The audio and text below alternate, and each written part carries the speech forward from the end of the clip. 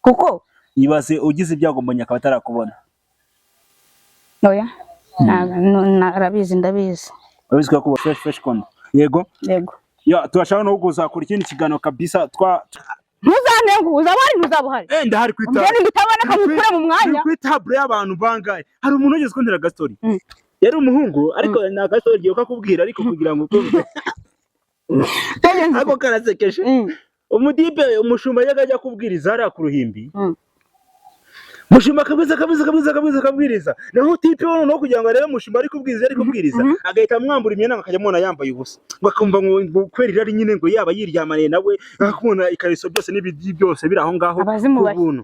No mutipe aza kuvuga ati ibintu ko byanzengereje mushumba nzamugenze gute. Asaye mbaze n'iterane yari yaramukunze byatari ariko no aramukrashinga nkuko birenze ngo mbonye aho karashinze. Arangije aramusarira no akavuga ati ngewe yundi mushumba ari kubwiriza nyuma ndi kureba amabere nkareba hano hose nkareba nta bwambaye nta kintu kimwe gize gute yiyambariye. Wowe urumva uzameze gute aho ngaho? Njewe ndi kumubona mu ipantaro nziza y'umukara ku munsi itaramo n'ishati y'umweru. Mbare ntuzarye squat nzaba nicaye kuri table neza cyane kuri table nicaye n'abastari. Ngiye ndi kumubona afite mikrofone yambaye ipantaro y'umukara n'ishati nziza y'umweru. Turahanuye azaba yambaye ipantaro y'umukara n'ishati nziza y'umweru. Yego Israel mbonye utazahindura numara ko iki kiganiro gasire kugira ngo uza kudukosoza mu bantu. nazabikore nazahindura kuko njewe na mikrofone utazahindura style yawe nuyihindura ewana utazakora iki kiganiro ugahindura style cyangwa tumureke tuzagishyire kuri YouTube nyuma y'igitaramo. Oya wenda twagikoze uyu munsi Hako nabwo abantu bavuga ngo babikoza ari uko igitaramo kirangiye ariko turagishiraho mbere y'igitaramo ngupita show ikuntu uzameze mu gitaramo fresh noneho ibintu ari danger apanya n'ibyawe mbonye ndagukunda kandi umva ahubwo man ikindi nebutse so guys turi mu gitaramo n'abantu banje basaza banje barumuna banje turi kumwe baje kunkigisha cyane. Wari wajya gusengera mbonye mu butayu ni byiza kunsubiza. Wari wasengera mbonye ko Imana ikavuga ati wanda mbonye niwe mugabo wawe cyangwa bizakora cyangwa ntibizakunda cyangwa ntago ujya ku mavi ngo ushyira amavi yasubwiye Imana ngo ndasengera umukunzi wanjye mbonye umusobanurira inzira ngomba gucamo. Inzira gucamo ni y'ukuri cyangwa warayobye? Ni y'ukuri ntago nayobye kuko gusenga ngo ndasenga. Warasenze? Ndasenga cyane ahubwo Imana yanyemereye n'ubukwe. Wavuga ari umufundi mu gitondo akubaje ngo inyundo yanjye iri he watumenya hano inyundo yiwe iri nawe none ahangaha mbonye n'umuririmbyi uje kuri indirimbo yambonye ndi tayari na kibazo. Uri tayari? Yego akira ndanakwambira neza fresh. Yego ukunda iyo ndirimbo? Ndanyuzwe. Uvuze? Ndanyuzwe. Ndanyuzwe. Yes. Ndanyuzwe cyane kuko ngufite ndamahoro ndashima cyane ko yambonye. Reka tugende. Ubwo nutakaraho gatoya ndamenya ko wa mugabo wawe umuntu azaza kubaza inyundo ukamuhereza igiti. Urabukunda umufundi ntabwo uzabukunda umuririmbi. Nibyo ariko singira unyitaba ndagenda ukuri ndahamagara singira unyitaba nkarwana ariko nkaneshwa ndasiganwa ariko singerayo ndaroba singira icyo mfata ndaroba singira icyo mfata ndamahoro ndashima cyane ko yambonye akanshyigikira ndeba hirya ndeba hino urukundo rurangose.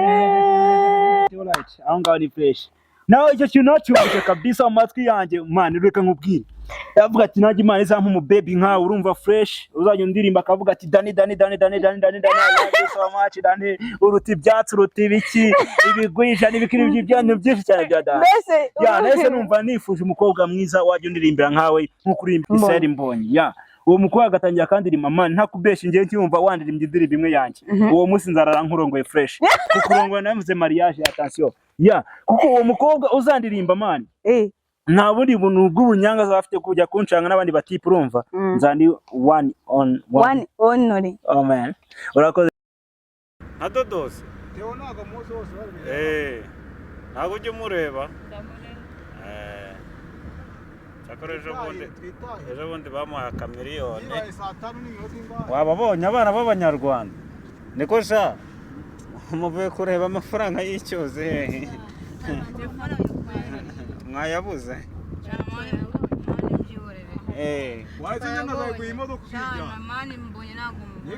byagenze gute se misi misi atashye ababaye kuri uyu munsi leta tariki 25 z'ukwa 2012 2025 araje abuze Mbonyi wiwe none atashye yarakaye hano ndi kumwe n'abandi bana bimeze bitari kumwe ko mwasinziriye byagenze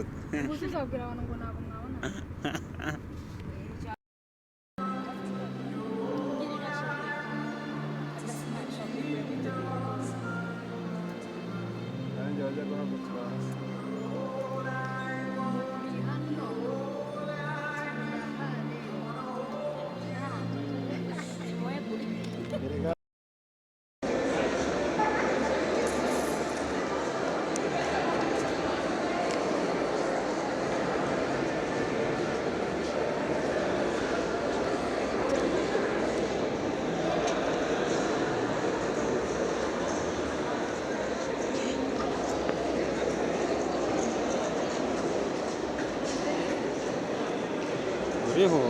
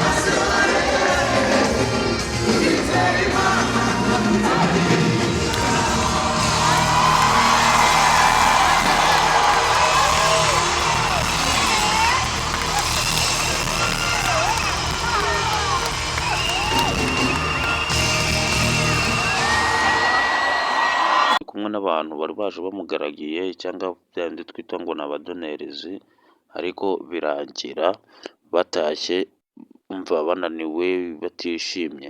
Aha twari twinjiye muri BK Arena mbere y'abandi bose mbere yuko twinjira reba Miss Mbonyi haje arimo araza ageze ku mupolisi amubaza ati ni wowe Miss Mbonyi? Ati ni njyewe. Reba miriya hirya ari kumureba arangije aramubwira ati wigendere nimba ari wowe bemereye tiketi winjire rwose.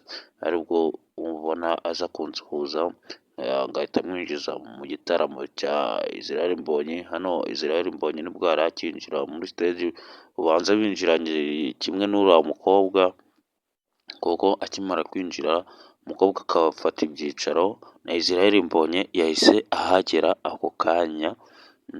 Ntabwo byatinze rero kuba Israel Mbonyi yahise yinjira kandi ntabwo igiterane havuyemo korali imwe igiterane kigomeza kiraba ariko mu bigaragara mu by'ukuri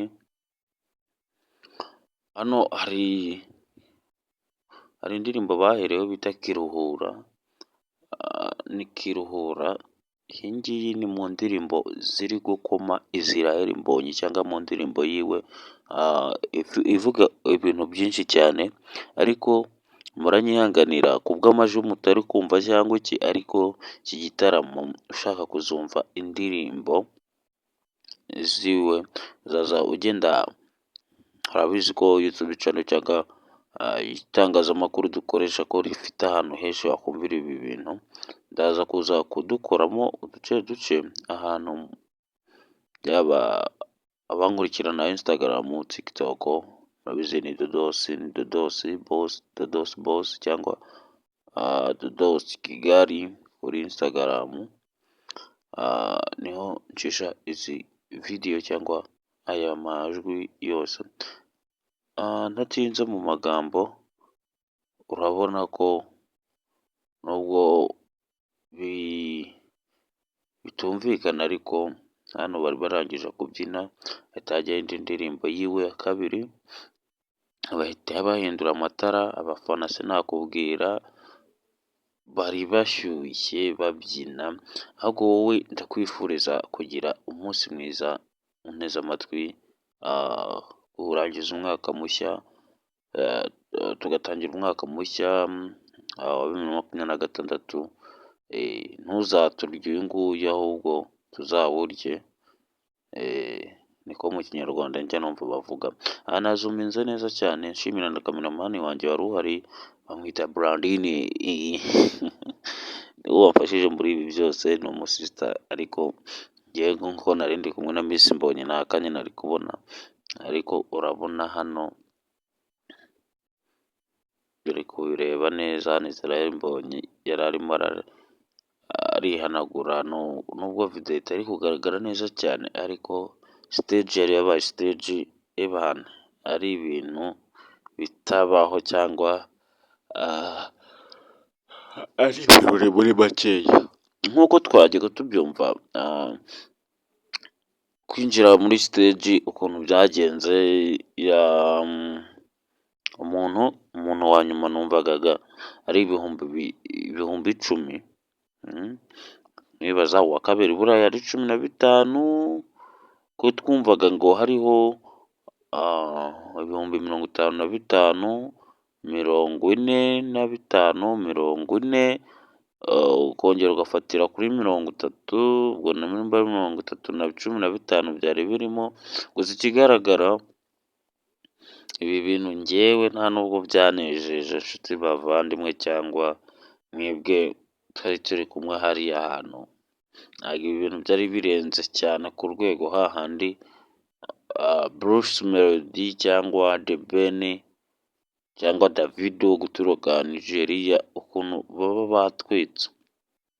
Uzi ko ahantu narahageze njyewe ubwanjye ngira ngo tugiye mu bijyanye no gusenga, sinanzi ko ari igiterane cyangwa niyumvishaga ko ari show ya danje, y'umusitari nyine wa danje, ibintu biza kuza kuba birenze, ariko naze kuhagera reka da, mbona ni ibintu biri aho ngaho, ahubwo ntangira kujya mu mwuka, umuntu atangira kwigira mu mwuka,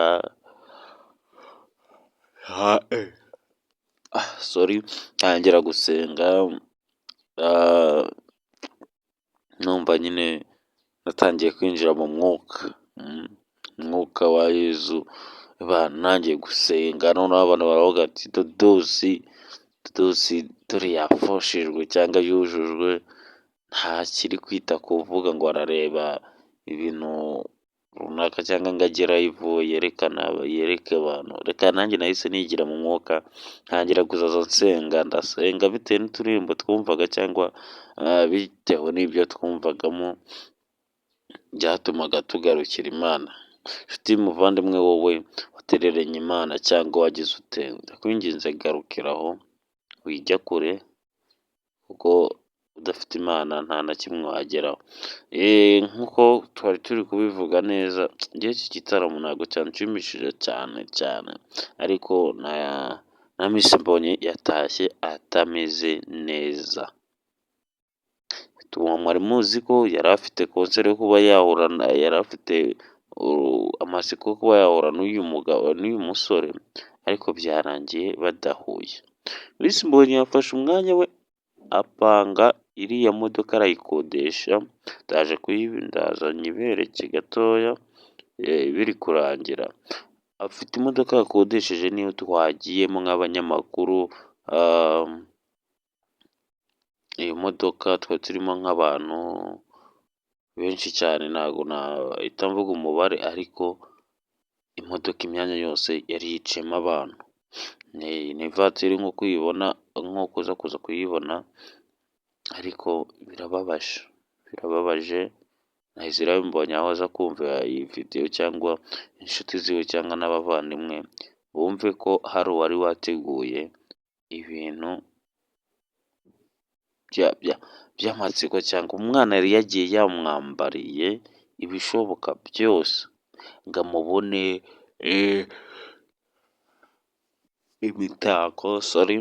imitako yayambaye ahantu hose, yamwambaye ibintu bimeze neza.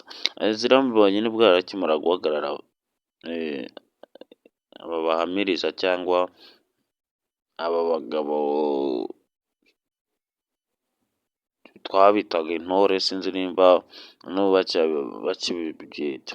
Urabona imodoka twari twajemo njye na Miss Mbonyi, imodoka y'umweru imeze neza, aribwo n'ujya mukobwa yari yakoresheje iriya myenda, avuga ati Israel Mbonyi azambara umukara, ariko uko mbibona ngo kuri finale azambara umweru. Yego byagenze neza, yambara umweru, umukobwa nawe yari yambaye umweru kuva hasi kugera hejuru.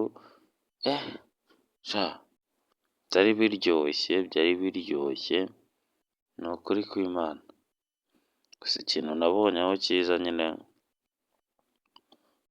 ni uko wari urimo hariya umutekano yari wose, ariko nongera nkanenga abantu bakora service hariya uri kwinjira. Sinzi nimba ari itegeko bari babahaye, ariko harimo akantu k'akarengane. Mbanza gushimira abantu